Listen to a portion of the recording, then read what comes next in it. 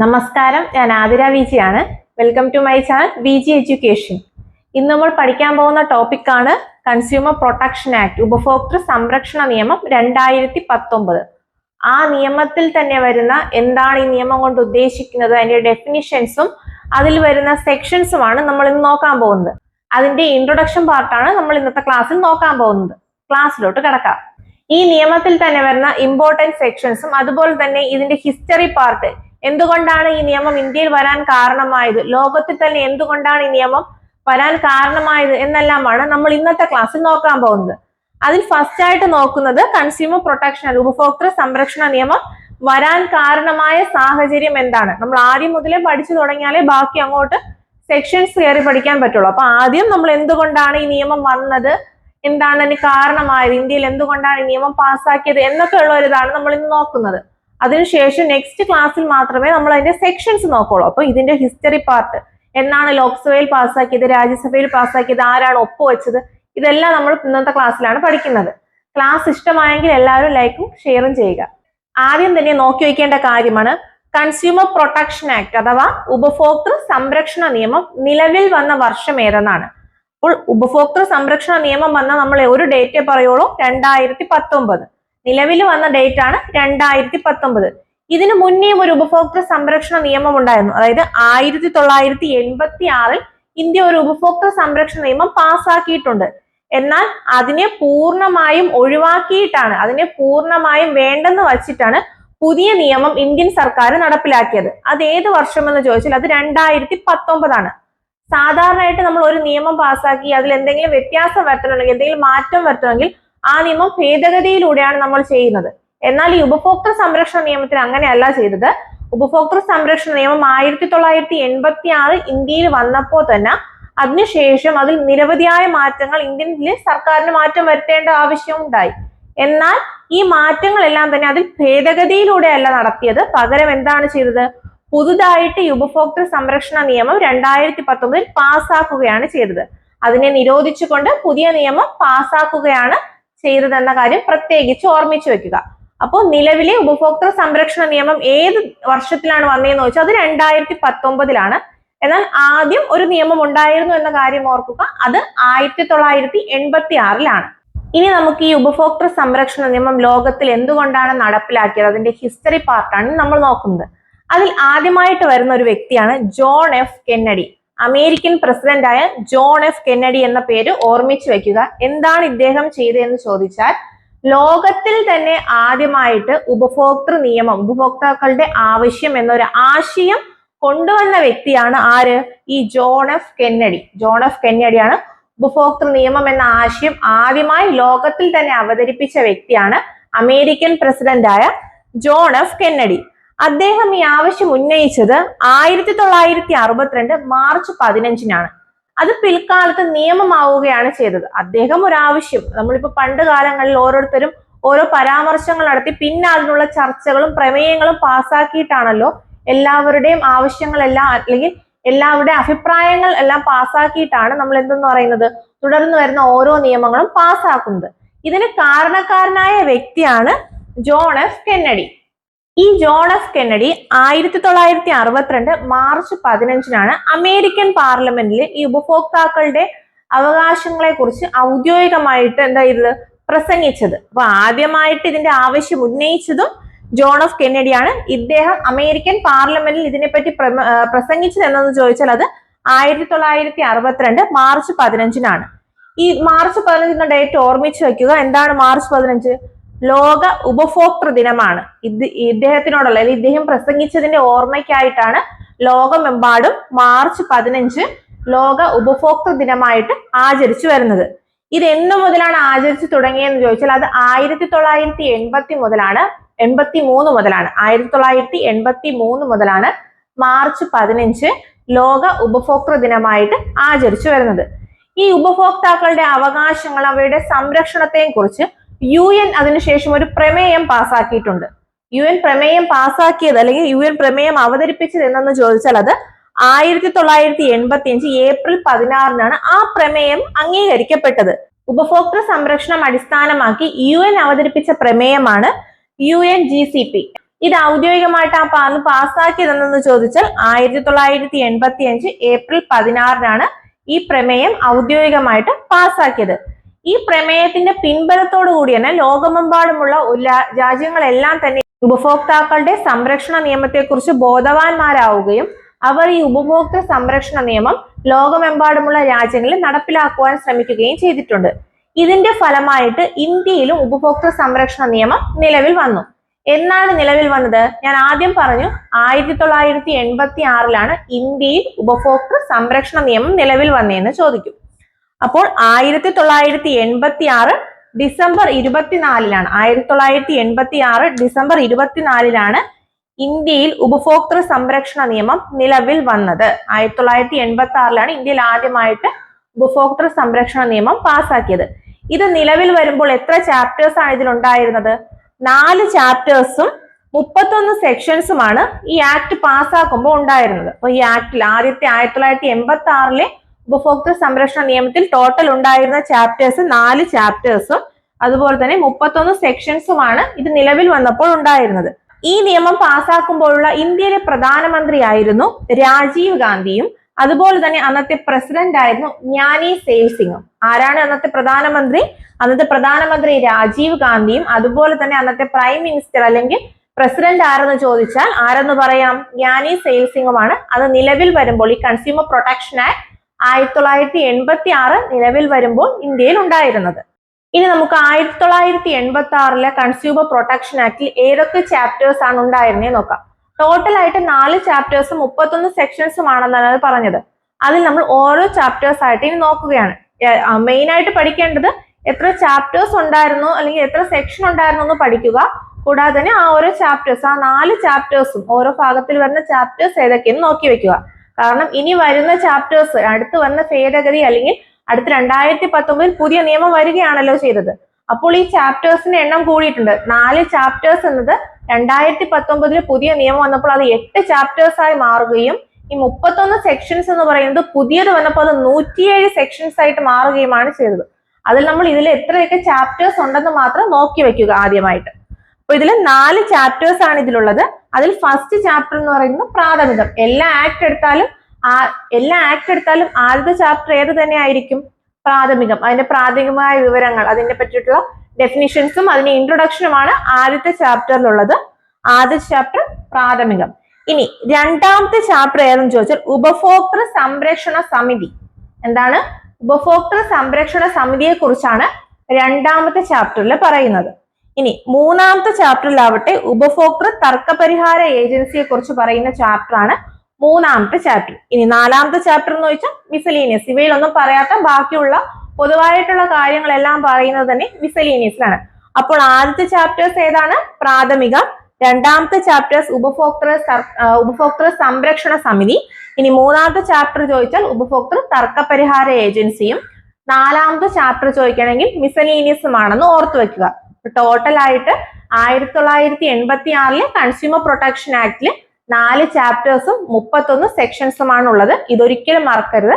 ഇനി വരുന്ന നിയമത്തിൽ 2019 ഉപഭോക്തൃ സംരക്ഷണ നിയമത്തിൽ ഇതിന് മാറ്റം സംഭവിക്കും. അതായത് ഇതിൽ ഉൾപ്പെടാത്ത കുറച്ചു കാര്യങ്ങളും കൂടെ ആഡ് ചെയ്തായിട്ടായിരിക്കും 2019 പുതിയ നിയമം വരുന്നത്. ഇതിൽ ഈ ഉപഭോക്തൃ സംരക്ഷണ സമിതിയും തർക്കപരിഹാര ഏജൻസി എല്ലാം തന്നെ അതിലും ഉണ്ട്. എന്നാൽ അതിന്റെ കൂടാതെ തന്നെ മീഡിയേഷനും ഉൽപ്പന്ന ബാധ്യത CCPA തുടങ്ങിയ ഏജൻസികളെല്ലാം വരുന്നത് 2019 കൺസ്യൂമർ പ്രൊട്ടക്ഷൻ ആക്ടിലാണ്. അത് നമ്മൾ ഇനി വരുന്ന സെക്ഷൻസിൽ നോക്കുന്നുണ്ട്. ഇനി ഇത്രയും ഓർത്തു വയ്ക്കുക. അപ്പൊ എത്ര ചാപ്റ്റേഴ്സ് ആണുള്ളത്? 4 ചാപ്റ്റേഴ്സ് ഉണ്ട്, 31 സെക്ഷൻസും ഉണ്ട്. ഇന്ത്യയിൽ പാസ്സാക്കിയതെന്ന് ചോദിച്ചാൽ അത് 1986 ഡിസംബർ 24. ഒരു കാര്യം വിട്ടുപോയി. ഈ ഡിസംബർ 24 എന്താണ് പ്രത്യേകത? ഡിസംബർ 24 ദേശീയ ഉപഭോക്തൃ ദിനം എന്ന് പറയുന്നത്. നേരത്തെ ഞാൻ പറഞ്ഞു ലോക ഉപഭോക്തൃ ദിനം എന്നാണെന്ന്. എന്നാണ് ലോക ഉപഭോക്തൃ ദിനമായിട്ട് വരുന്നത്? മാർച്ച് 15. ലോക ഉപഭോക്തൃ ദിനം.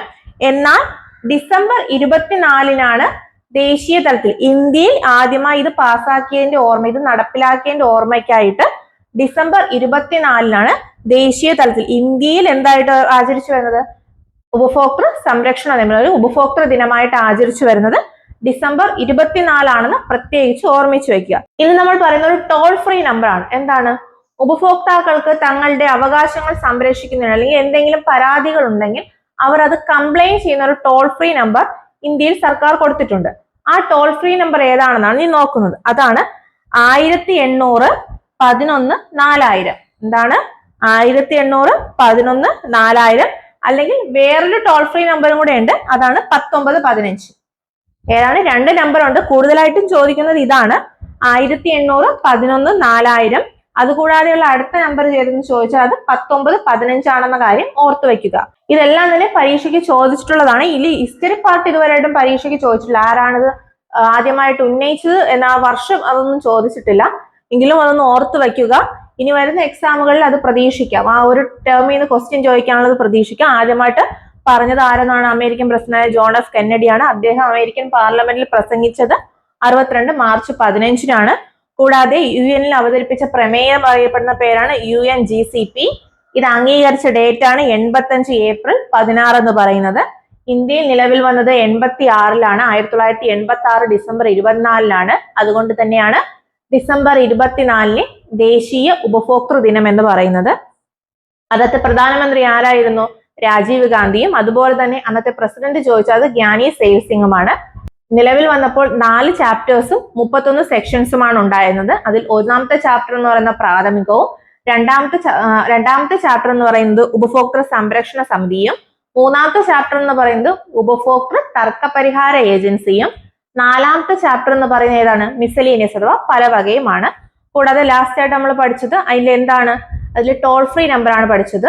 1811-4000 അല്ലെങ്കിൽ 1915 എന്നതാണ് ഇതിലെ ടോൾ ഫ്രീ നമ്പർ. ഇനി അടുത്ത് നോക്കാൻ പോകുന്നത് 2019-ലെ കൺസ്യൂമർ പ്രൊട്ടക്ഷൻ ആക്ട് ആണ്. ഇതിൽ നിന്നാണ് കൂടുതലായിട്ട് ക്വസ്റ്റ്യൻ വരുന്നത്. 2019-ലെ കൺസ്യൂമർ പ്രൊട്ടക്ഷൻ ആക്ടിലെ സെക്ഷൻസ് ഒക്കെയാണ് നമ്മൾ ഡീറ്റെയിൽ ആയിട്ട് പഠിക്കാൻ പോകുന്നത്. അതിൽ 2019 കൺസ്യൂമർ പ്രൊട്ടക്ഷൻ ആക്ട് എന്നാണ് ലോക്സഭയിൽ പാസ്സാക്കിയത്, രാജ്യസഭയിൽ പാസ്സാക്കിയത്, നിലവിൽ വന്നത്? ഇത് ലോക്സഭയിൽ ആദ്യമായിട്ട് ആരാണ് അവതരിപ്പിച്ചത്? ഇതിൽ എത്ര സെക്ഷൻസ് ഉണ്ടായിരുന്നു, ചാപ്റ്റേഴ്സ് ഉണ്ടായിരുന്നു എന്നുള്ള ബേസിക് ആയിട്ടുള്ള കാര്യങ്ങളാണ് നമ്മൾ ഇന്നത്തെ ക്ലാസ്സിൽ നോക്കുന്നത്.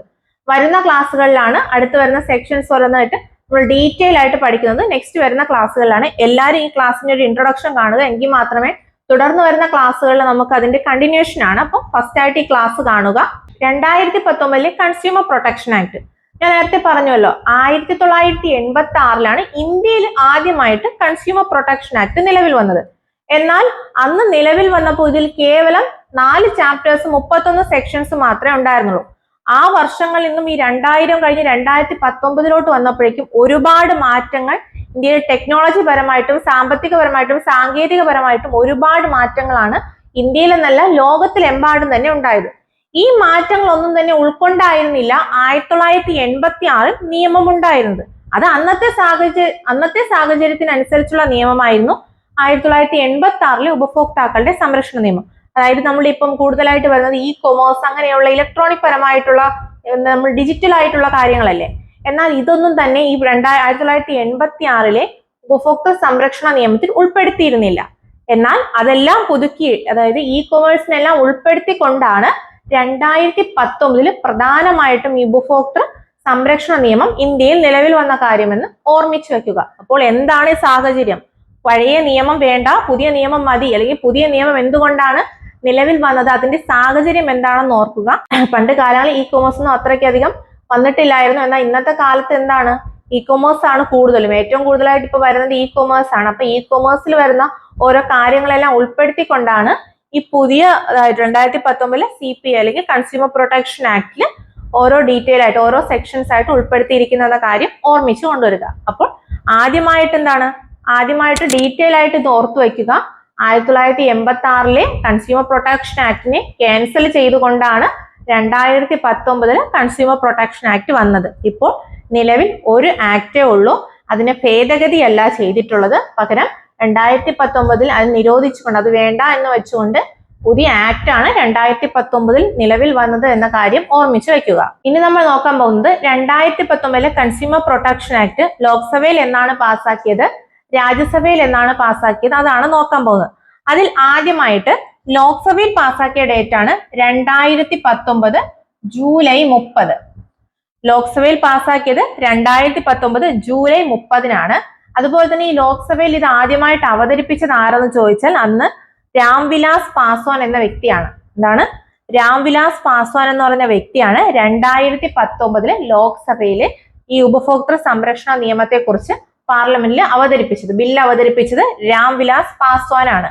അങ്ങനെ അത് ലോക്സഭ പാസ്സാക്കിയത് 2019 ജൂലൈ 30, രാജ്യസഭ പാസ്സാക്കിയത് 2019 തന്നെ ഓഗസ്റ്റ് 6 അപ്പോൾ ലോക്സഭ പാസ്സാക്കിയത് 2019 ജൂലൈ 30, രാജ്യസഭ പാസ്സാക്കിയത് 2019 തന്നെ ഓഗസ്റ്റ് 6, എന്നാൽ രാഷ്ട്രപതി ഒപ്പിട്ടത് 2019 ഓഗസ്റ്റ് 9. എന്താണ് രാഷ്ട്രപതി ഒപ്പിട്ട ഡേറ്റ് ചോദിക്കാം. 2019 ഓഗസ്റ്റ് 9 രാഷ്ട്രപതി ഒപ്പിട്ടത്.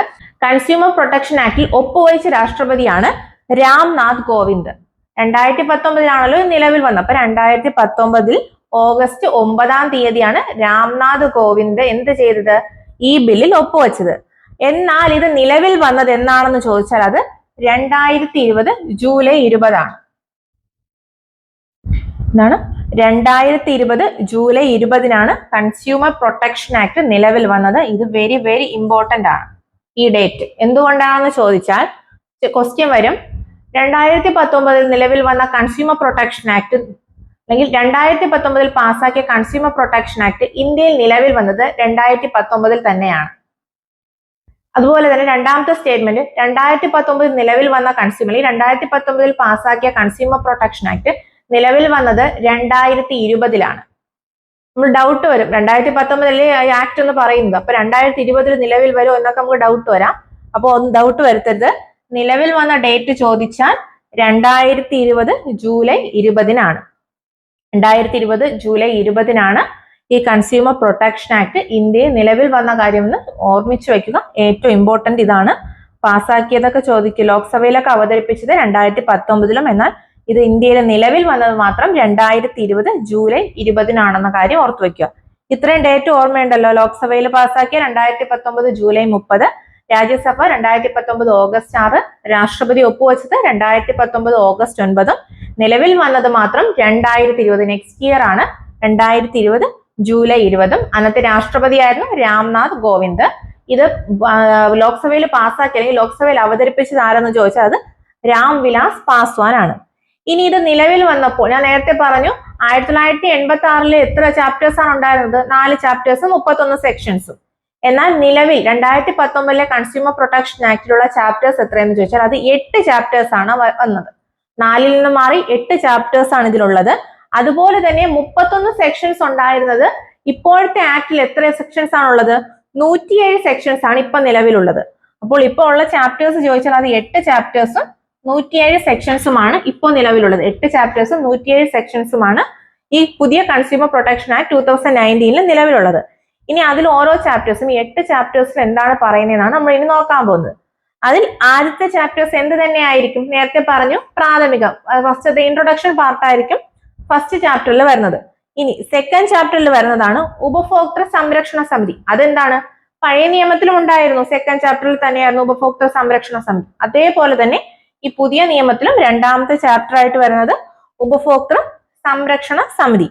ഇനി മൂന്നാമതായിട്ട് വരുന്നത് CCPA. CCPA എന്ന് വെച്ചാൽ കേന്ദ്ര ഉപഭോക്തൃ സംരക്ഷണ സമിതിയാണ് CCPA. അപ്പൊ എന്താണ്? കേന്ദ്ര തലത്തിലുള്ള ഉപഭോക്തൃ സംരക്ഷണ സമിതിയെ കുറിച്ച് പറയുന്നത് എവിടെയാണെന്ന് ചോദിച്ചാൽ മൂന്നാമതായിട്ടാണ്. മൂന്നാമത്തെ ഭാഗത്താണ് CCPA കുറിച്ച് പറയുന്നത്. അതായത് നമുക്കിപ്പം എന്തെന്ന് അറിയാം, ഒരു കമ്മീഷൻ രൂപീകരിച്ചാൽ ഉപഭോക്തൃ തർക്ക പരിഹാര കമ്മീഷൻ അങ്ങനെയുള്ള കമ്മീഷൻ രൂപീകരിച്ചാൽ അത് കേന്ദ്ര തലത്തിൽ വേണം, സംസ്ഥാന തലത്തിൽ വേണം, ജില്ലാ തലത്തിൽ വേണം. എങ്കിൽ മാത്രമല്ലേ എല്ലാ രാജ്യത്തുള്ള എല്ലാ ആൾക്കാരുടെയും പ്രശ്നങ്ങൾ പരിഹരിക്കാൻ പറ്റുള്ളൂ. അതിൽ തന്നെ കേന്ദ്ര തലത്തിലുള്ള ഉപഭോക്തൃ സംരക്ഷണ സമിതി അഥവാ CCPA പറഞ്ഞു വെച്ചിരിക്കുന്ന ഭാഗം അല്ലെങ്കിൽ അത് പറഞ്ഞു വെച്ചിരിക്കുന്ന ചാപ്റ്റേഴ്സ് ഏതെന്ന് ചോദിച്ചാൽ അതാണ് മൂന്നാമത്തെ ചാപ്റ്റർ ആണ് CCPA കുറിച്ച് പറയുന്നത്. ഇനി അടുത്ത് വരുന്നത് നാലാമത്തത്. ഈ നാലാമത്തത് തർക്കപരിഹാര കമ്മീഷനാണ്. അപ്പൊ നാലാമത്തെ ചാപ്റ്റർ എന്തിനെ കുറിച്ചാണ് പറയുന്നത്? തർക്കപരിഹാര കമ്മീഷനാണ്. അതുപോലെ തന്നെ അഞ്ചാമത്തെ ചാപ്റ്റർ എന്ന് പറയുന്നത് മീഡിയേഷൻ അഥവാ മധ്യസ്ഥത. എന്താണ് മധ്യസ്ഥത എന്ന് പറയുന്നത് എന്നെല്ലാം പറയുന്ന ചാപ്റ്റേഴ്സ് ആണ്. ഏതെന്ന് ചോദിച്ചാൽ അത് അഞ്ചാമത്തെ ചാപ്റ്റേഴ്സ് ആണ്. ഇനി ആറാമത്തെ ചാപ്റ്റേഴ്സ് ചോദിക്കുകയാണെങ്കിൽ അത് പ്രോഡക്റ്റ് ലൈബിലിറ്റി അഥവാ ഉൽപ്പന്ന ബാധ്യത. ഈ ടേംസിനെ കുറിച്ചുള്ള നമ്മൾ അടുത്ത് വരുന്ന ക്ലാസ്സിൽ പഠിക്കുന്നതാണ്. അതുകൊണ്ടാണ് ഞാൻ ഡീറ്റെയിൽ ആയിട്ട് പറയാത്തത്. ഇതിന്റെ ഹെഡിങ് ഒന്ന് ഓർമ്മിച്ച് വെക്കുക. മൂന്നാമതായിട്ട് വരുന്നത് CCPA. ഈ രണ്ടുപേരെ നമുക്ക് കിട്ടും. കാരണം ഒന്നാമതായിട്ട് പ്രാഥമികം, രണ്ടാമതായിട്ട് വരുന്നത് ഉപഭോക്തൃ സംരക്ഷണ സമിതി. മൂന്നാമതായിട്ട് വരുന്നത് ഏതാണ്? CCPA ആണ് മൂന്നാമതായിട്ട് വരുന്ന ഭാഗത്തിൽ വരുന്നത്. ഇനി നാലാമതായിട്ട് വരുന്നത് തർക്കപരിഹാര കമ്മീഷനും, അഞ്ചാമതായിട്ട് വരുന്നത് മധ്യസ്ഥത, ആറാമതായിട്ട് വരുന്നത് പ്രോഡക്റ്റ് ലയബിലിറ്റി അഥവാ ഉൽപ്പന്ന ബാധ്യത. ഇനി ഏഴാമത്തെ ചാപ്റ്റേഴ്സിലാണ് അതിലെ കുറ്റകൃത്യങ്ങളും അതിലെ ശിക്ഷാ നടപടികളും എല്ലാം വരുന്നത് തന്നെ ഈ ഏഴാമത്തെ ചാപ്റ്റേഴ്സിലാണ്. അപ്പം കുറ്റകൃത്യങ്ങൾ വരുന്ന ചാപ്റ്റേഴ്സ് ഏതെന്ന് ചോദിച്ചാൽ ഏത് ചാപ്റ്ററിലാണ് വരുന്നതെന്ന് ചോദിച്ചാൽ അത് ഏഴാമത്തെ ചാപ്റ്ററിലാണ്. പ്രോഡക്റ്റ് ലയബിലിറ്റി വരുന്നത് ഏതെന്ന് ചോദിച്ചാൽ അത് ആറാമത്തെ ചാപ്റ്ററിലുമാണ്. ഇനി എട്ടാമത്തെ ചാപ്റ്ററിൽ ഏത് തന്നെയാണ്? മിസലീനിയസ് അഥവാ പലവക. ഒന്നും കൂടെ നോക്കാം. ഇതിൽ 8 ചാപ്റ്റേഴ്സ് ഉണ്ടെന്നാണ് പറഞ്ഞത്. ആ 8 ചാപ്റ്റേഴ്സിലെ ആദ്യത്തെ ചാപ്റ്റേഴ്സ് ഏത് തന്നെയാണ്? ഇത്ര ഓർത്ത് വയ്ക്കുക, 8 ചാപ്റ്റേഴ്സ് ഉണ്ട്. അതിൽ 3 ചാപ്റ്റേഴ്സ് നമുക്ക് എന്തായാലും കിട്ടും. ആദ്യത്തെ ചാപ്റ്റേഴ്സ് പ്രാഥമികമായിരിക്കും, ലാസ്റ്റത്തെ ചാപ്റ്റർ എന്താണ്? മിസലീനിയസ് അഥവാ പലവക. ഇനി രണ്ടാമത്തെ ചാപ്റ്റർ മറ്റേ പഴയ നിയമത്തിലുള്ളത് പോലെ തന്നെ 1986 നിയമത്തിലുള്ളത് പോലെ തന്നെയാണ് ഉപഭോക്തൃ സംരക്ഷണ നിയമം അല്ലെങ്കിൽ ഉപഭോക്തൃ സംരക്ഷണ സമിതി. ഇനി 3 തൊട്ടാണ് നമ്മൾ പഠിക്കാനുള്ളത്. അതിൽ മൂന്നാമതായിട്ട് വരുന്നത് CCPA അഥവാ കേന്ദ്ര ഉപഭോക്തൃ സംരക്ഷണ സമിതിയെ കുറിച്ചും, നാലാമതായിട്ട് വരുന്നത് തർക്കപരിഹാര കമ്മീഷൻ, 5 വരുന്നത് മീഡിയേഷൻ, ആറാമതായിട്ട് വരുന്നത് പ്രോഡക്റ്റ് ലയബിലിറ്റിയും, ഏഴാമതായിട്ട് വരുന്നത് ശിക്ഷാ നടപടികളും, അതുപോലെ തന്നെ ഏതൊക്കെ കുറ്റകൃത്യങ്ങളാണ് ഇതിന്റെ അണ്ടറിൽ വരുന്നത് എന്ന് പറയുന്നത് ഈ ഏഴാമത്തെ ചാപ്റ്ററിലാണ്. അപ്പൊ ടോട്ടൽ 8 ചാപ്റ്റേഴ്സും 107 സെക്ഷൻസുമാണ് ഈ കൺസ്യൂമർ പ്രൊട്ടക്ഷൻ ആക്ട് 2019 എന്ന കാര്യം അല്ലെങ്കിൽ ഉപഭോക്തൃ സംരക്ഷണ നിയമം 2019 ഉള്ളത് എന്ന കാര്യം ഓർമ്മിച്ചു വയ്ക്കുക. ഇത്രയാണ് ഇന്നത്തെ ക്ലാസ് നമ്മൾ നോക്കുന്നത്. എന്തൊക്കെയാണ് ഇന്ന് പഠിച്ചത്? ആദ്യമായിട്ട് വന്ന നിയമം ഏതാണ്? 1986 വന്ന നിയമം പഠിച്ചു. അതിൽ വന്ന ചാപ്റ്റേഴ്സ് ഏതൊക്കെയെന്ന് നോക്കി. അതുപോലെ തന്നെ 2019 പാസ്സാക്കിയ ഡേറ്റുകൾ നോക്കി. കൂടാതെ തന്നെ എന്താണ് അതിലെ ചാപ്റ്റേഴ്സ് എത്രയെന്ന് നോക്കി. ഇനി ഓരോ ചാപ്റ്റേഴ്സും ഓരോ സെക്ഷൻസുമായിട്ടാണ് നെക്സ്റ്റ് വരുന്ന ക്ലാസ് നമ്മൾ പഠിക്കാൻ പോകുന്നത്. ഇതിലെല്ലാം ഓർത്തു വയ്ക്കുക. ഈ ജോൺ എഫ് കെന്നഡിയുടെ കാര്യം പ്രത്യേകിച്ച് ഓർക്കുക. ആദ്യമായിട്ട് കൺസ്യൂമർ പ്രൊട്ടക്ഷൻ എന്ന ആശയം അമേരിക്കൻ പാർലമെന്റിൽ ലോകത്തിൽ തന്നെ ആദ്യമായിട്ട് അവതരിപ്പിച്ച വ്യക്തിയാണ് ഈ ജോൺ എഫ് കെന്നഡി എന്ന് പറയുന്നത്. ഇദ്ദേഹം അവതരിപ്പിച്ച ഡേറ്റ് ഓർത്തു വയ്ക്കുക. ഇതുവരെയായിട്ട് ഇത് ചോദിച്ചിട്ടില്ല, ഇനി ചോദിക്കാൻ ചാൻസ് വളരെ കൂടുതലാണ്. പിന്നെ ഓർക്കേണ്ടത് ഏതൊക്കെയാണ്?